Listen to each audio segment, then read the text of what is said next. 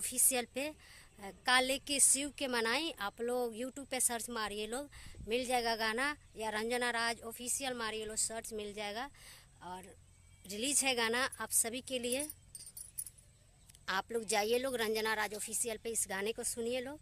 और इस सावन में अभी ये मेरा पहला गाना रिलीज है। इसके बाद भी बहुत सारा भी गाना रिलीज होने का है मेरा। डुएट है, डुएट सॉन्ग रिलीज होगा, और सिंगल भी बहुत सारा गाना है सावन का। और जैसे जैसे गाना रिलीज होगा मैं वैसे वैसे आप सबके लिए वीडियो बनाऊंगी और आकर आप सबसे बताऊंगी कि ये मेरा गाना रिलीज हुआ है आज। आप लोग जाइए लोग, सुनिए लोग। तो देखिए अभी मैं हूँ खेत में, ये देखिए आप लोग, ये खेत है, खेत इधर है,